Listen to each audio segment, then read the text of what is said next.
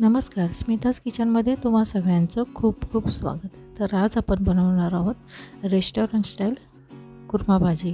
चला तर मग आपण रेसिपीला सुरुवात करूया। इथं मी भाजीसाठी पाऊण वाटी मटार, बटाटे 1 वाटी घेतले आहे, गाजर अर्धी वाटी, फ्लावर 1 वाटी, फरसबी अर्धी वाटी। आता हे पाणी उकळायला ठेवलं आहे, त्यामध्ये आपण या सगळ्या भाज्या उकडून घेणार आहोत। झाकण न ठेवताच हे 4 ते 5 मिनिटं आपण उकडून घेणार आहोत। आता यामध्ये 1 चमचा मीठ घालून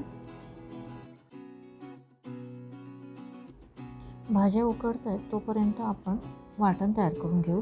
इथे मी ओला नारळ घेतला आहे अर्धी वाटी, 2 मीडियम आकाराचे कांदे, 4-5 हिरव्या मिरच्या, 8-10 लसणीच्या पाकळ्या, 1 इंच आलं, 1 टेबलस्पून मगज बी, कोथिंबीर। आता हे छान बारीक वाटून घेऊ आपण। भाज्या उकडल्या आहेत, आता हे आपण प्लेटमध्ये काढून घेऊ। वाटण तयार आहे। कढई गरम करायला ठेवली आहे, त्यामध्ये 2 ते 3 टेबलस्पून तेल घालून घेऊ। तेल गरम झालं की यामध्ये आपण खडे मसाले घालून घेणार आहोत। आता यात वाटून घेतलेला आपण मसाला फोडणीला देणार आहोत। हा मसाला छान तेलामध्ये परतून घ्यायचा आहे। आता हा मसाला आपण कांद्याचा कच्चेपणा जाईपर्यंत छान परतून घ्यायचा आहे। 1-2 मिनिटांसाठी झाकण ठेवून हा शिजवून घेणार आहोत आपण।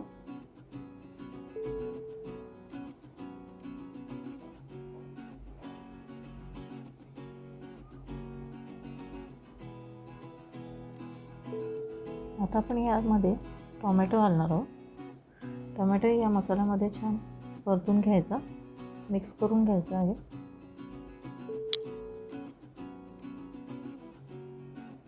दीड चमचा लाल तिखट घातला आहे आपण, 1.5 चमचा धणा पावडर। 1 मिनिटभर झाकण ठेवून मसाल्याने टोमॅटो शिजवून घेणार आहोत। ते बघू शकता टोमॅटो आणि मसाला छान मस्त ग्रेव्हीमध्ये मिक्स झाला आहे। आता यामध्ये आपण गरम मसाला घालणार आहोत, 1 चमचा। ह्या उकडलेल्या भाज्या आहेत त्या घालणार आहोत त्या ग्रेव्हीमध्ये।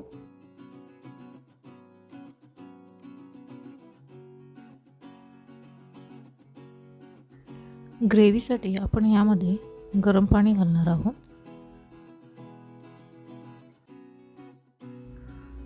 भाज्या शिजवताना आपण यामध्ये मीठ घातलं होतं, आता यामध्ये आपण चवीप्रमाणे मीठ घालू। ही भाजी बनवताना वेगळे असे मसाले न घालता अगदी घरी असलेल्या मसाल्यांपासून एवढी चविष्ट आणि जबरदस्त अशी रेस्टॉरंट स्टाईल भाजी तुम्हीही बनवून बघा। भाजीमध्ये मीठ घातल्यानंतर एक वाफ काढून घेऊ। भाजी तयार आहे। आता आपण चिरलेली कोथिंबीर घालून घेऊ। कुर्मा भाजी तर तयार आहे। आता कुर्मा भाजीसोबत खाण्यासाठी आपण गरमागरम पुरी बनवणार आहोत।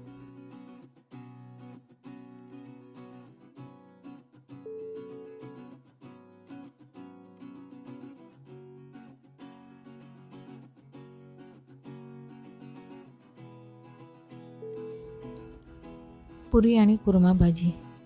कुर्मा भाजीची रेसिपी आवडल्यास स्मिताज किचनला लाईक, शेअर आणि सबस्क्राईब करायला विसरू नका।